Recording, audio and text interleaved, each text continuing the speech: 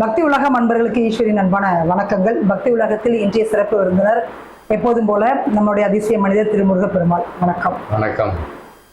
IT company மாதிரி இன்னைக்கு சாமியார்களுடைய அந்த எண்ணிக்கை அப்படின்றது நாளுக்கு நாள் அதிகமாயிட்டே இருக்குது. குடும்பத்தை விட்டுட்டு, உறவுகளை விட்டுட்டு, சொந்த பந்தத்தை விட்டுட்டு போயிட்டு நான் நித்யானந்தா கிட்ட நான் போறேன், அந்த சாமியார்கிட்ட இந்த சாமியார்கிட்ட போறேன் அப்படின்ற மாதிரி குரூப்பா இன்னைக்கு போறதை நம்ம பார்த்துட்டு இருக்கோம். உங்களுடைய பார்வை? என்னுடைய பார்வை வித்தியாசமாக தான் இருக்குன்னு உங்களுக்கே தெரியும். அப்படி பார்த்தா கமெண்ட்டை போடுவாங்க, இந்த ஆள் ஆன்மீகவாதி இல்லையா அப்படின்னு. நான் ஆன்மீகவாதி தான், ஆனால் ஆன்மீக வியாதி கிடையாது. ஏன்னா ஆன்மீகத்தில் நான் அன்னையும் பிதாவும் முன்னேறி தெய்வம்னு சொல்றேன். எனக்கு எங்கள் அப்பா அம்மா சாமி, குடும்பம் கோவில். அதே மாதிரி என் 10 குடும்பம் சேர்ந்தது என்னுடைய குலம், என்னுடைய 10 குலம் சேர்ந்தது என்னுடைய ஊர். அதாவது என்னுடைய ஜாதிகள் இல்லையடி பாப்பாலாம் கிடையாது. ஜாதிகளில் உயர்வு தாழ்வு இல்லை. அப்போ என்னுடைய 10 குடும்பம் சேர்ந்தது என்னுடைய குலம், மற்ற 10 குடும்பம் சேர்ந்தது ஒரு குலம்னா 4 குலம் சேர்ந்தது ஒரு ஊர். அதனாலதான் கோவில் இல்லாத ஊரில் குடியிருக்காதுன்னு சொல்லியிருக்காங்களே தவிர யாருமே பெற்றவங்க கிட்ட போய் இருக்காதுன்னு எதுவுமே சொல்லலை. அந்த காலத்துல சிவபெருமான் ஒரு அவதாரம் எடுத்திருப்பார். பிரம்மனுடைய தலையை பிச்சிருவார். அதாவது படைப்பில் குறை ஏற்பட்டால், இப்ப நம்ம உடம்புல குறை ஏற்பட்டா என்ன ஆகும்னா இந்த தலையை தான் பிப்பார். அப்ப அந்த தலையில குறைபாடு ஏற்பட்டா என்ன ஆகும்னா பித்து பிடிக்கும். பித்துன்னு என்னது? பைத்தியம். அப்ப அந்த பித்து பிடிச்சவங்க எல்லாம் எங்க இருப்பாங்க அப்படின்னு சொல்லி பாத்தீங்கன்னா திருச்செந்தூர். நான் சின்ன பையனா இருக்கும் போதெல்லாம் டேய் நீ செஞ்ச பாவெல்லாம் போனோம் அப்படின்னா அந்த ஓட்டுல காசு போடு, அரிசி போடும்பாங்க. இந்த திருவோடு. ஏன்னா திருவோடு கையில இருக்கிறது 7 ஜென்மத்தும் தீராத பாவம் உள்ளவன் கையில இருக்குமா, அது சாமியார் கையில இருக்கும். 7 ஜென்மத்துல நீ எத்தனை பிறவி எடுத்தாலும் தீராத பாவம் உடையவன் கையில் திருவோடு போய் சேரும். எப்படி? இந்த ஓடு அதுதான் உன்னுடைய பாவத்தின் சம்பளம். அப்ப அந்த பித்து பிடிக்கும் போது அந்த பித்தை தெளிய வச்சது பார்வதி தேவி, சந்திரன்கிற அறிவு. அப்போ சிவன் பித்து பிடிச்சு அலையும் போது கையில திருவோடு ஏந்தி யாசகம் பெற்று வாழ்வார் அப்படின்னு ஒரு இதிகாச கதை, புராண கதை. இது எல்லாமே மக்களின் விழிப்புணர்வுக்காக ஒவ்வொரு நன்னெறி கதைகளும் உருவாக்கிடும். அதுல ஆழ தோன்றுனா அதனின் உண்மை அர்த்தங்கள் புரியும். நீ சிவனை பிச்சை எடுத்தான்னு நினைக்க கூட, அது நிறைய விஷயங்கள் இருக்கும். ஏன்னா சிவனுக்கு பல வரலாறு இருக்கு, முருகனுக்கு பல வரலாறு இருக்கு, ஒவ்வொரு கடவுளுக்குமே பல வரலாறுகள் இருக்கு. இந்த எல்லா வரலாறுமே நன்னெறி கதைகளாகவும் நன்னெறி திரு வாக்கியங்களாகவும் தான் இருக்கும். சிவபெருமான பாடிய திருவாசகத்துக்கு உருகார், உருவாசத்துக்கும் உருகார் அப்படின்னு. திருவாசகத்தினுடைய உள்ளர்த்தமே நிறையத்துக்கு தெரியாது. திருவாசகம் அப்படின்னால என்ன அர்த்தம்? வாசகம் என்பது நன்னெறி வார்த்தை, அதே நன்னெறி கதைகள். அப்போ உன் உடலை உருக்கக்கூடிய சக்தி என்பது வார்த்தைகள் தான் இருக்கு. இன்னைக்கு அந்த வார்த்தையை பயன்படுத்தி தான் சாமியார் உன்னை ஏமாற்றலாம். அதுக்குதான் அந்த வார்த்தை வார்த்தைகளில் மயங்குவது அனைத்து இனமும். அதுல மக்கள் எனக்கு ஒரு நல்லது கவலையப்படாத, உனக்கு அது செய்யும் அப்படின்னு உடனே நீ நம்புற அந்த வார்த்தை. அப்போ நிறைய உண்மைகள் முதல்ல தெரியணும். இதுல பகுத்தறிவாளன் வேற, நிறைய படிச்சவங்கெல்லாம் நிறைய உண்மையை சொல்லலைன்னா ஒரு பைத்தியக்கார கூட்டாண்டா, இவனுக்கெல்லாம் திருந்த மாட்டான்னு ஒரு கூட்டம் போயிடும். இந்த சாமி மேல பக்தி உள்ளவெல்லாம் கடவுளை பத்தி இவனுக்கு என்ன தெரியும்? கடவுள் அவருக்கு தண்டனை கொடுத்தா தெரியும். கடவுள் எங்களை சோதிக்காருன்னா ஒரு நாள் கைவிட மாட்டார், கடைசி வரைக்கும் உன்னை கை பிடிக்கவே மாட்டார். ஏன்னா உனக்கு ஒரிஜினல் கடவுள் எதுவும் தெரியாது. அதான் பிரச்சனை. பிறந்ததுல இருந்து சாவர வரைக்கும் நீ கல்யாணமே பண்ணலைனாலும் தாய் தந்தை உன்னை வச்சு, நீ ஊனமா பிறந்தாலும் உன்னை வச்சு அந்த தாய் தந்தை சோறு. எந்த தாய் தந்தையும் பிறந்த குழந்தை ஊனம் என்று சில பேர் அழிச்சிட்டாங்க, கருவில் அழிச்சிட்டாங்க, அதெல்லாம் வேற காரணங்கள். ஒரு உண்மையான அன்புள்ள எந்த ஒரு மிருகமா இருந்தாலும் சரி, ஆமா அன்னையும் பிதாவும் ஊனமா பிறந்தா கூட நெப்போலியன் சொல்றீங்க. சரி, ஓகே, இப்போ அது எல்லாம் ஊனம் தானே. மொத்தத்துல ஒரு குறைபாடு அப்படிங்கிறது ஊனம். அந்த வார்த்தை வேண்டாம் நினைக்கிறேன். இப்ப நெப்போலியன் ஐயெல்லாம் பாத்தீங்கன்னா அவர் குழந்தைய வெளிநாட்டுல போய் அவ்வளவு அந்த குழந்தைக்காக அவர் தன்னுடைய என்ன வேணாலும் செய்வார். அதாவது தாய் உள்ளம் தந்தை உள்ளம் கொண்டவர்கள் இன்னைக்கும் குழந்தைய நேசிக்கிறதான் செய்யற. இதை விட கடவுள் நீங்க வேற எங்க போய் பார்க்க போறீங்க? இப்ப அன்னையும் பிதாவும் முன்னேறி தெய்வம்னாலும் அந்த தாய் தகப்பன் வழியில உள்ள கோயில்களை வணங்க சொன்னேன். பூர்வீகம். நான் கோயிலுக்கே போக வேண்டாம்னு சொல்லலை. அவர்கள் வாழ்வுக்கு வழி இருந்தா அதுதான் ஜோதிடம் காட்டு. நீங்க ஒருத்தர் புதுசா ஒரு கோயில் கட்டுறாரு, அதுக்கு நிறைய பக்தர்கள் வராங்க, காவி குட்டையை அணிஞ்சுக்கிறாங்க. அப்ப அவன் குலசாமின்னு வச்சுக்கோமே, அதுல சேர்ற சொத்துலயோ இல்ல வேற எதுலயோ உனக்கு பங்குண்டா? நீ குடும்பத்தையே இழந்து போற, அந்த இதுக்கு அங்கங்க மடம் அமைக்கிற. இப்போ சாமியார்களுக்கு வர்ற வருமானத்துக்கு டேக்ஸ் கிடையாது, டேக்ஸ் கிடையாது. வெளிநாட்டுல இருந்து வரக்கூடிய அதுக்குன்னு ட்ரஸ்ட் இருக்கும், பார்த்துருக்கீங்களா? ஆன்மீக ட்ரஸ்ட். இப்போ பொதுவாகவே வெளிநாட்டு கம்பெனிகள்லாம் அதுக்கு ட்ரஸ்ட் நிறைய ஃபண்ட் கலெக்ஷன் இதெல்லாம் ஒரு சைடு இருக்கு. நிறைய பேருக்கு இது தெரியும். தெரியாத ஒன்றும் பாமர மக்கள், ஒன்றும் படிக்காத அறியாத மக்கள் கிடையாது. அப்போ ஆன்மீகவாதிகளுக்கு எதுக்கு தேவை பணம்? எல்லாத்தையும் திறந்தவன் மலையில போய் உட்கார்ந்துட வேண்டியதானே, திருவோடு எடுத்துட்டு. உனக்கு எதுக்கு பணம்? உனக்கு எதுக்கு இடம்? தேவையில்லையே. நீ இறை தொண்டை வளர்க்கணும் அப்படின்னா உனக்கு எதுவுமே தேவையில்லைன்னு தான் போயிருக்கு. சாமினா யாரு? குடும்பத்தை இழந்தவன். அந்த காலத்துல குடும்பத்தை இழந்தவன், வாழ பிடிக்கல, எனக்கு கடைசி எனக்கு பிறவியே வேண்டாம். எப்படி பிறவியே வேண்டாம்? இந்த மனித பிறவிங்கிறது எனக்கு விருப்பம் இல்லாத பிறவி. இறைவா உன் திருவடியை எனக்கு கடைசி வரைக்கும் தஞ்சம்னு போனவன் அத்தனையும் திறந்துட்டு காவியை அணிந்து, காவினது எந்த ஒட்டு உறவும் வேண்டாம், இந்த உசுர் மீதும் உடம்பு மீதும் பொருள் மீதும் பொன் மீதும் எது மீதும் ஆசை இல்லை, இந்த எந்த ஆசையும் இல்லாத ஒரு சாமியாரை காட்டு. பொன் பொருள் ஆடா வியாபாரம். ஏன் செக்கி வாசுதேவையா வரைக்கும் எடுத்துக்கோங்க, அவரு மகா சிவராத்திரியை பிரம்மாண்டமா தான் கொண்டாடுவாரு. சிவனுக்கே எந்த தேவையும் இல்லை, உனக்கு பூஜைக்கு எதுக்கு பிரம்மாண்டம்? எந்த தேவையும் இல்லாம துறந்த நீ துறவியா போயிடணும்.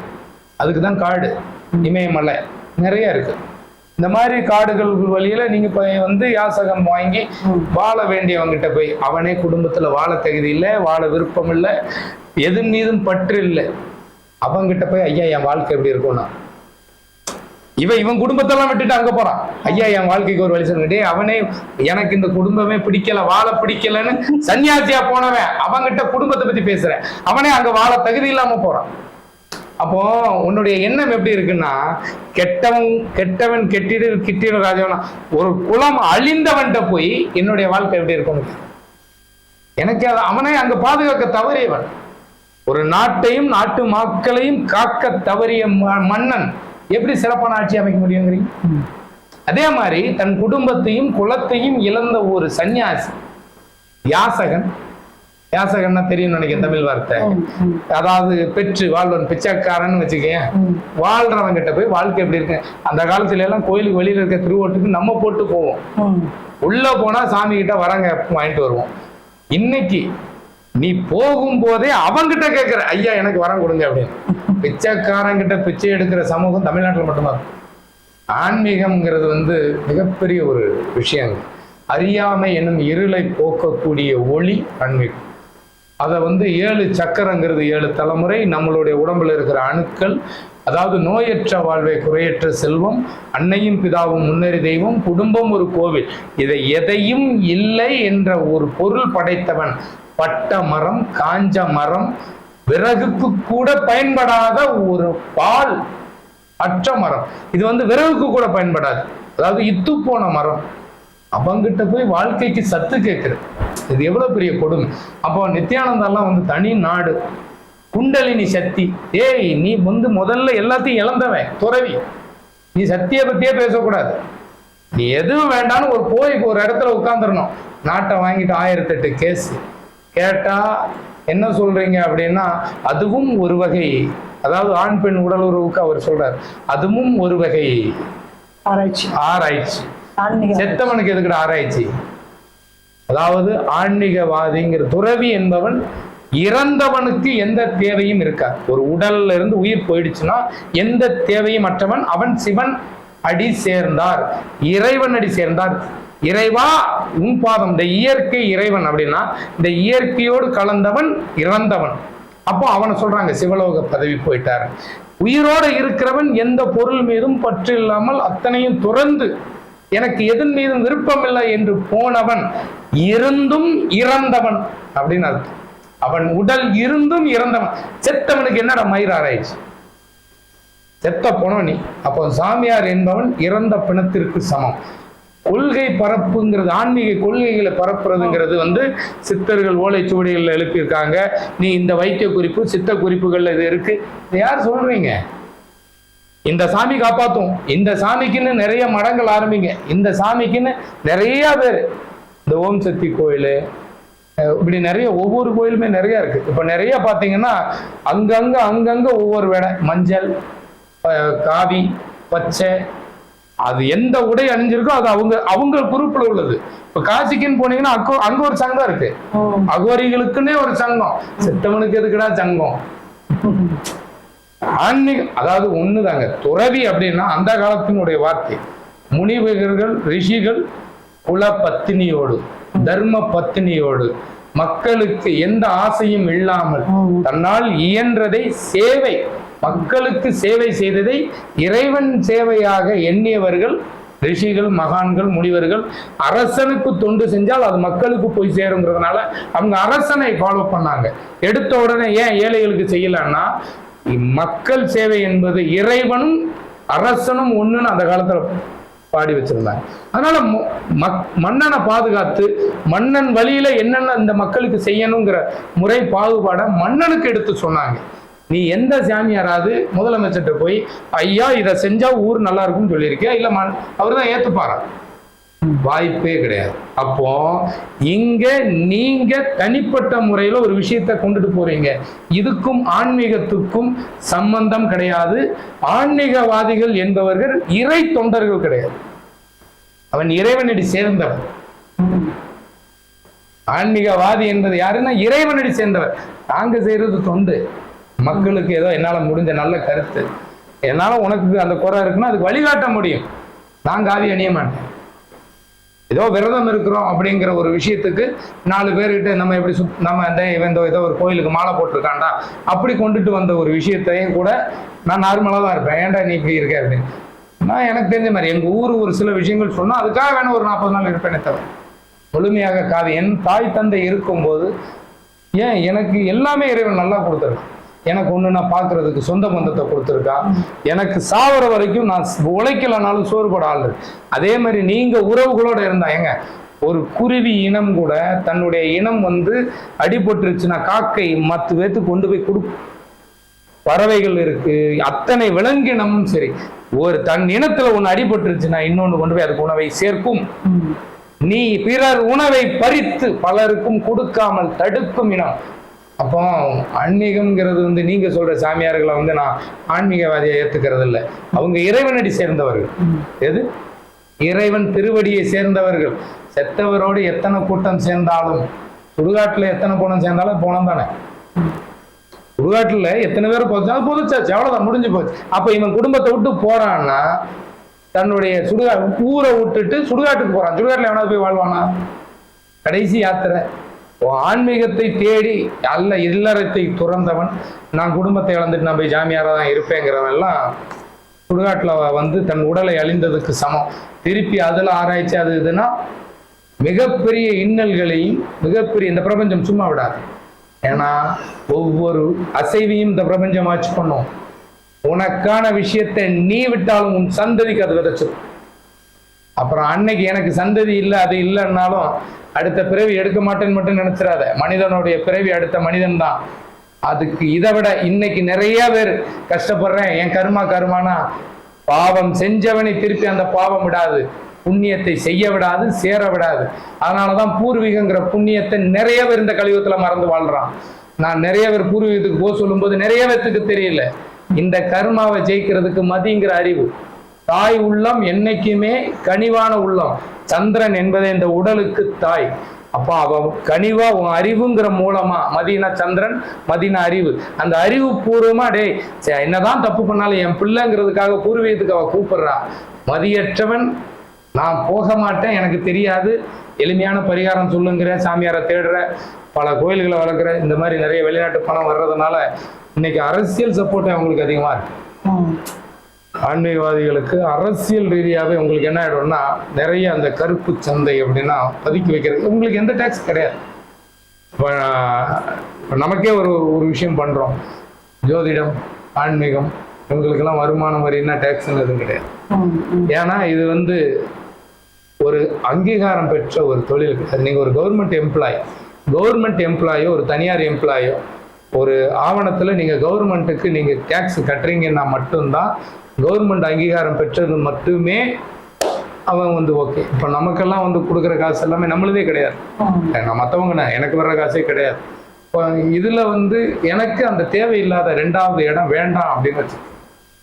இப்போ நீங்க சொல்ற மாதிரி நித்யானந்தாவாக இருந்தாலும் சரி, மேல்மருவத்தூர் அவராக இருந்தாலும் சரி, இல்லை ஜக்கி வாசுதேவாக இருந்தாலும், இவங்களுக்கு பின்னாடி லட்சக்கணக்கான மக்கள் இருக்காங்க. அப்போ ஏதோ ஒரு சக்தி அவங்ககிட்ட இருக்குது. இல்லைன்னா இவ்வளவு மக்கள் அவங்கள நாடி போக முடியுமா? எல்லாருக்கிட்டையுமே இருக்கு. இதை உணராதவன் தான் போறோம். உன்னை பெற்றெடுக்கும் போது தாய் அனுபவிக்கிற சக்தி இருக்கு தெரியுமா? அது உலகத்துல நவ கிரகங்களும் அனுபவிக்காத சக்தி. ஒரு அன்னையினுடைய பிரசவ வலி உலகத்துல எந்த வலியும் தாங்கும். அதே மாதிரி ஒரு தந்தையினுடைய கடமை உணர்வின் வலி, என் பிள்ளைக்காக உயிரையும் கொடுத்து காப்பாற்றன்னு போராடும். அன்னைக்கு வரலையா சாமி? சக்திங்கிறது மனிதனை பிறந்த எல்லாருக்கிட்டையும் இருக்கு, ஒவ்வொரு மிருகங்கள்ட்ட இருக்கு, பறவைகள்ட்ட இருக்கு. ஒவ்வொரு உயிரினங்களிடம் தனித்துவமான சக்திகள் இருக்கு. இங்க யாரும் தேவையில்லாம பயன்படுத்தல. இங்க தனக்கு மட்டும் சக்தி இருக்கு, இங்க எல்லாருக்கும் இருக்கு. தன் தேவைகளுக்கும் தேவை இல்லாததுக்கும் பயன்படுத்தக்கூடாது. இங்க நான் சக்தியை பயன்படுத்தினா அப்போ போறவங்கிட்டயே தன்னை உணராதவன் போறான்னு அர்த்தம். இப்போ பொதுவாகவே சாமியார்கள்ங்கிறது வந்து சும்மாங்க. அது வந்து எந்த கொரோனாவை வர்றதுக்கு முன்னாடி சொன்னாங்க, சக்தியால யாரால தடுத்தாங்க? ஏன் இவ்வளவு நித்யானந்தா வந்து தமிழ்நாட்டுக்கு இப்போ வந்து ஒரு மாசம் எல்லாரும் மக்கள் வெளியில தங்க சொல்லுங்கப்பா. நிறைய சாமியார்கள் ஜெயிலுக்கு தான் போயிருக்காங்க. உங்களுக்கு பெரிய பெரிய சாமியார்கள்லாம் தெரியும். பிரேமானந்தன் எல்லாருமே கடைசி வரைக்கும். ஏன் அந்த இறையருள் அவங்களை அன்னபூர்ணியில இருந்து இன்னைக்கு வரைக்கும் எல்லாரும் சாமியாருங்கிறாங்க. ஏன் உங்களுக்கு சக்தியை வெளிப்படுத்த சக்தினா, சூரியன் முதல்ல யாருக்காகவும் இந்த கிரகத்தினுடைய பிரபஞ்சம், மழையோ வெயிலோ இயற்கை சீற்றம் ஒரு பொழுது நிற்கிறது. இந்த இயற்கை தான் இறைவன். இந்த இயற்கை தான் இறைவன். இந்த இயற்கையால் படைக்கப்பட்டவன் மனிதன். அவங்கிட்ட முழு சக்தியை கொடுத்துருக்கு. அப்போ அதை அந்த சக்திங்கிற அறிவை பயன்படுத்தாதவன் இருள்ங்கிற பாதையில அவ்வளவுதான். தன்னை வந்து முடிஞ்ச வரைக்கும் இந்த இயற்கையில வாழ்றதுக்கு 40,000 வருஷம் வாழலாம். அதுக்கு உண்டான வழிவகை இருக்கு. யாருமே அதை பயன்படுத்துறது இல்லை. சித்தர்கள் நூல்ல அழிவு இருக்குன்னு சொல்றாங்க. ஏன் 64 வகையான விஷத்தை மருந்தாமாக்குன போகர் அப்போ அதை காப்பாத்துறதுக்கு வழி இருக்குங்கிறதையும் சொல்லியிருப்பாரு. ஏன் அந்த பக்கத்தை காணோம்? ஏன் அந்த ஓலைச்சுவடிகளில் உள்ள மருத்துவத்தை காணோம்? இந்த பாரம்பரிய மருத்துவத்துக்கு ஏன் அரசாங்கம் ஏற்புடையதா வைக்கல? ஏன் இந்த பாரம்பரியத்தை காப்பதற்காக ஒரு சங்கம் அமைக்கல? அதுக்கு ஏன் அரசாங்கம் ஆவணம் கொடுக்கல? நம் தமிழ் சங்கம், முத்தமிழ் சங்கம் வளர்த்து இந்த நாட்டுக்கு வந்து தமிழ்னா என்னன்னு உணர்த்தினவன் அத்தனை பேரும் கொண்டு வந்த அந்த வைத்திய குறிப்புகளும் மூல குறிப்புகளும் மூல நூல்களும் எங்கே? அதன் பத்திய விளக்கங்கள் சொல்றதுக்கு யாரு? ஆராய்ச்சி இப்ப நடந்துட்டு தான் இருக்கு. ஆராய்ச்சி இருக்கலாங்க. நிறைய பேர் அதை தேடி சித்தர்களுடைய ஓலைச்சுவடி தேடி. ஓலைச்சுவடிய வந்து எனக்கு கூட தாங்க இந்த என் வீட்டுக்கு மேல ஒரு அக்கா வந்து ஓலைச்சுவடி வச்சிருந்தாங்க. அப்ப எல்லாருக்குமே வந்து பார்க்கும்போது உனக்கு இந்த நோய் இந்த நேரத்துல வரும் காட்டுச்சு, உண்மைதான். ஆனா நானும் குத்தி அதுல எடுக்கும்போது அதுல சிவன், பிரம்மா, விஷ்ணு அப்படின்னு ஒரு 4-5 சாமி பேர்லாம் போட்டுட்டு குடிக்குறி, உனக்கு இந்த பிரிவி குடிக்குறி அப்படின்னு போட்டிருந்தது. குடிக்குறி என்ன அர்த்தம்? குறி தானே சொல்லிக்கிட்டு இருக்கேன். குடி வீட்டுல வச்சு குடி. எனக்கே அதான் போட்டிருந்துச்சு. அக்கா போலீஸ் ஆரிஃபா அக்கா இன்னும் இருக்காங்க. அக்காவுடைய வீட்டுக்காரர் வந்து ஐஜி ரேங்க். அவர் தெரியும். நாங்க தான் பார்த்தோம். இதுல கூட இருந்தது வந்து நம்ம கோவிந்தராஜன், அவர் ஜோதிடர். நீங்க தான் குறி சொல்றீங்களா, சாமி உங்களை விடாது சார் அப்படின்ட்டு போயிட்டாங்க மொட்டையா. எனக்கு சிவபெருமான் காட்சி கொடுத்து வரம் கொடுத்தது, பிரம்மா காட்சி கொடுத்து வரம் கொடுத்தது, கிருஷ்ணர் வரம் கொடுத்தது எல்லாமே நான் தூங்கும் போது என்னுடைய ஆன்மா. அப்போ நான் தூங்கும் போது என் மூளை மட்டும்தான் மெமரி கார்டு மாதிரி. அப்போ என் உடல் இயங்குற சக்தி எனக்கு தெரியாது, என் மூளை மட்டும் இயங்குது. அப்போ அந்த ஆன்மாவுக்கு கொடுத்த வரம். அப்போ அந்த ஆன்மா யாருன்னு எனக்கு தெரியாது. முருகப்பெருமாள் இந்த உடல் சடலம் அழியும்னு எனக்கு தெரியும். அந்த ஆன்மால எண்ணற்ற அணுக்கள்னா ஒவ்வொரு அணுக்களும் ஒவ்வொரு ஆன்மா. இதுல எந்த அணுக்களுக்கு உண்டான ஆன்மாவுக்கு அவங்க கொடுத்தாங்கன்னு தெரியாது. அப்போ நான் குரு தசை வரும்போது நான் சொல்றேன், அந்த குருவாய் இருந்தவர்கள் யாருன்னு தெரியாது. அப்போ அந்த அணுக்களுக்கு முதல்ல நன்றி சொல்றேன். எனக்குள்ள இருக்கிற அணுக்களுக்கு நன்றி சொல்லி, என்னை பெற்ற என் தாய் தந்தைக்கு நன்றி சொல்லி மீண்டும் இதை வச்சு நான் பேசுறேனே தவிர முருகப்பெருமாள் சொன்னா பழிக்கலாம் கிடையாது. என்னால உனக்கு உதவணும்னு விதி இருக்கும்போது உன்னுடைய அணுக்கள், அந்த அணுக்களினுடைய பாசிட்டிவ் எனர்ஜி என்கிட்ட கூப்பிட்டு வந்ததுன்னா இந்த அணுக்கள் மூலமா அது இதைத்தானுங்க சொல்றான். ஒருத்தனுடைய இப்ப பார்த்தா இங்க இருந்து வெளிநாட்டுக்கு வந்து சொல்லுவாங்க, நீங்க வந்து சொன்னீங்கன்னா நான் இங்க இருந்தே உங்களுக்கு சரி பண்ணுவேன்னு சொல்லுவாங்க. அதே மாதிரி இந்த வைத்தியம்னு ஒண்ணு இருக்கும். இந்த போட்டோ மட்டும் அனுப்புங்க, நான் உங்களை வந்து சரி பண்ணிடுறேன். அது வந்து ஒரு மாதிரி ஹீலிங் வைத்தியம் அப்படின்னு சொல்றாங்க. அப்ப இதெல்லாம் எதுல வருது அப்படின்னா, உன்னுடைய எண்ண அலைகள் எவ்வளவு பவர் பாருங்க. நம்மளுடைய கதிர்வீச்சு, இந்த எண்ண அலைகள் கதிர்வீச்சு இறைவனை சேர்ற மாதிரிதான் உன்னுடைய போன் அலைகள் கண்ணுக்கு தெரியாது. உன்னுடைய அணுக்களை கொல்ல உன்னுடைய கதிர்வீச்சு இந்த பிரபஞ்சத்தை அழிக்கிற அணுக்களை எதிர்க்கணும்னா உன்னுடைய மூளைங்கிற உடம்புல இருக்கிற அணுக்கள் முழிக்கணும். இல்லைன்னா சாமியார் மட்டும் கிடையாது, இந்த உலகத்துல நிறைய இருக்கு, எல்லாம் அழிச்சிரும். முதல்ல எந்த இனமும் தன் இனம் அழியுதுன்னா கண்டிப்பா காக்கிறதுக்கு போராடும், மனித இனத்தை தவிர. எனக்கு என் இனத்தை பாதுகாக்கணும்னு ஒரு ஆசை. என்னுடைய ஆசையே என் பூர்வீகம் போய் சென்று தங்குவதுதான். பெரிய பேரு புகழ் எடுக்கணும் எல்லாம் கிடையாது. அடுத்த தலைமுறை, எனக்கு அடுத்து என் வம்சம், அதுக்கு அடுத்த தலைமுறை இருக்கணும், நல்லபடியா இருக்கும். அதுக்காக என்னுடைய ஆசை பூர்வீகம் போய். எனக்கும் வந்து சாமியார்களை நம்புறது, மனிதர்களை நம்புறதுல வந்து எனக்கு ஈடுபாடு எப்போதுமே கிடையாது. சாமியார்கள்னா அவங்க அந்த காலத்துல இருந்த ரிஷிகர், குலகுரு, குருகுலம். அது வேற. குருகுலத்துல வந்து கல்வி கற்பதற்காக சொன்ன மாதிரி அப்ப எந்த ஒரு தேவையும் அவங்களுக்கு இருந்தது இல்லை. இன்னைக்கு இவ்வளவு ஆசிரமம் வந்ததுக்கு அப்புறம் ஏன் அநாத விடுதி வருது? இன்னைக்கு அன்னபூர்ணி சொன்னீங்க இல்லையா, இத்தனை பேர் ஆசிரமத்துல போய் தங்கினா பெற்ற தாய் தகப்பெல்லாம் அனாதை தான், குழந்தைங்க எல்லாம் அனாதைங்க தான், முதியோர் எல்லாம் வரதான் செய்யும். ஆசிரமத்துல இத்தனை பேர் இருக்கிறாங்கல்ல, இவங்க எல்லாமே கேட்டா பிள்ளைகள் கைவிட்டது, அது விட்டது, இது விட்டது. உறவுகள் என்பது நாம் அமைச்சுக்கிறது. இதையே அமைச்சிக்க முடியல, நீ எப்படி நாட்டு மக்களுக்கு நல்லது? ஒரு குடும்பத்தோட வந்தவன் குடும்பத்தோட வாழ்றதுதான் நல்லதுன்னு எந்த சாமியாரும் அட்வைஸ் பண்ணல. உறவுகளோட சேர்ந்து வாழ்வது வாழ்க்கைன்னு யாருமே சொல்லல.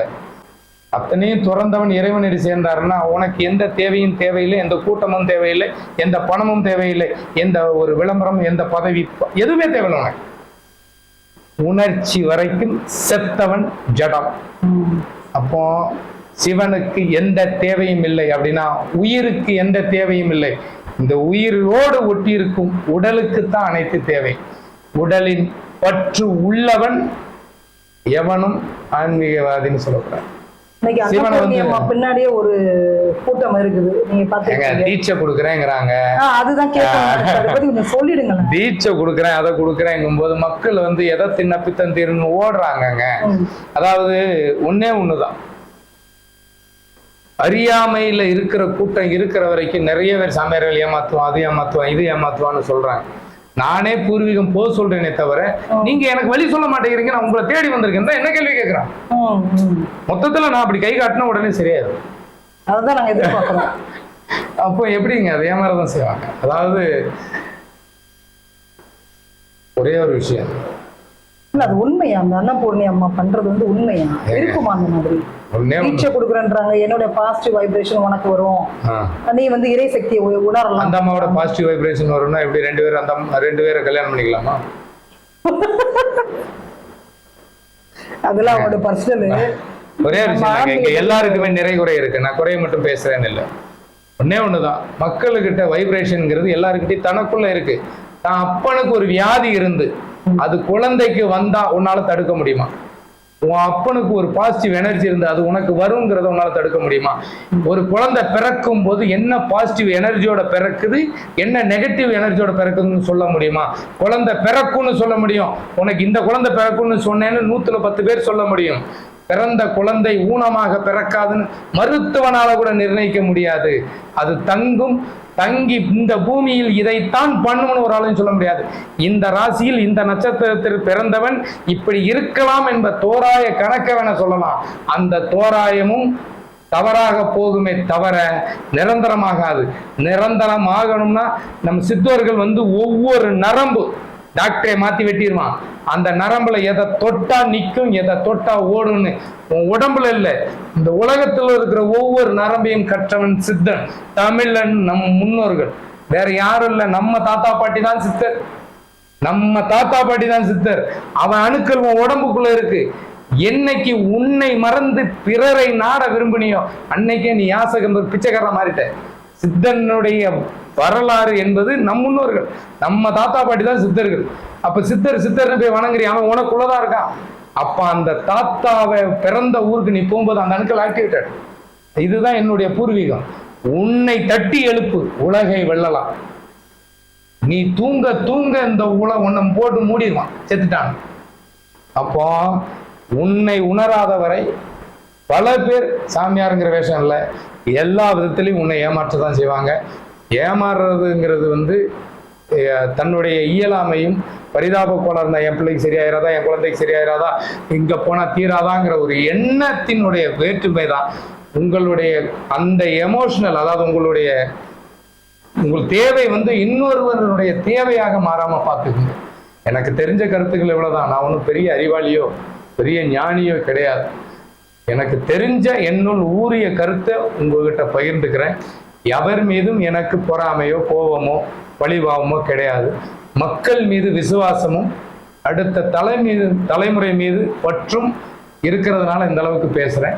யார் மீதும் எந்த வன்மமும் கிடையாது. வாழ்த்துக்கள். வாழ்க வளமுடன். நன்றி, வணக்கம். பார்த்துட்டு இருக்கக்கூடிய அனைத்து பக்தர்களுக்கும் அன்பர்களுக்கும் நீங்க நேர்ல வரணும்ன்ற அவசியம் இல்லை, போன்ல தொடர்பு கொள்ளணும் அப்படின்ற அவசியமும் இல்லை. இந்த பதிவை வந்து முழுமையாக பாருங்க. கிட்டத்தட்ட 52 பார்ட் நாம போட்டிருக்கோம் நம்ம சேனல்ல. அதை முழுமையாக பார்த்தாலே நம்முடைய வாழ்க்கையை நிச்சயமாக அடுத்த கட்டத்துக்கு ரொம்ப தெளிவாக எடுத்துட்டு போகலாம். நிறைய விமர்சனங்கள், நிறைய போன் கால்ஸ் எல்லாம் வந்துட்டு இருக்குது. எல்லாத்துக்குமே வந்து பதில் சொல்லிட்டு இருக்க முடியாது. அதனால நான் மறுபடியும் சொல்றேன், ஜோதிடம் மட்டுமில்லை, எந்த தொழிலுமே இன்னைக்கு வந்து இலவசமாக யாருமே செய்யறது கிடையாது. அதை முதல்ல தெளிவாக புரிந்து கொள்ளுங்க. நீங்க முருகப்பெருமாள் 1000 ரூபாய் வாங்குறாரு, 1000 ரூபாவா 100 ரூபாய்க்கெல்லாம் ஜாதகம் பாக்குறாங்கன்னா கண்டிப்பா நீங்க அங்க போய் பாருங்க. நாங்க யாருமே வந்துட்டு நீங்க ஜாதகம் பார்க்க வாங்க அப்படின்றதுக்காக நம்பர் நம்ம போடவே இல்லை. போதும், வேண்டாம், அதை நம்ம சொல்லிடலாம். ஏன்னா இது தொடர்ச்சியாக இந்த மாதிரியான விமர்சனங்கள்லாம் வந்துட்டு இருக்குது. சாட்டலைட் சேனல்ல வரக்கூடிய நிறைய ஜோதிடர்கள்ட்ட நான் பேசி இருக்கிறேன். வெறும் கன்சல்டிங் மட்டுமே, சும்மா ஒரு 2 மினிட்ஸ் 3 மினிட்ஸ் பேசுறதுக்கே 5000 ரூபீஸ் கேட்கிறாங்க. உங்களுக்கு கண்டிப்பாக தெரிஞ்சுக்க, பிரபல ஜோதிடர்கள் நிறைய பேர் நீங்க பாருங்களேன், கண்டிப்பா 5000 ரூபாய் 10000 ரூபாய் இல்லாம அவங்க பக்கத்துல நீங்க நெருங்கவே முடியாது. மறுபடியும் சொல்றேன், நீங்க வந்து நேர்ல வரணும், போன் பண்ணணும்ன்ற அவசியம் கிடையவே கிடையாது. அப்படி வந்தீங்க அப்படின்னா அதுல வந்து உங்களுக்கு ஆத்ம திருப்தியை கண்டிப்பாக முருகப்பெருமாளால கொடுக்க முடியும்.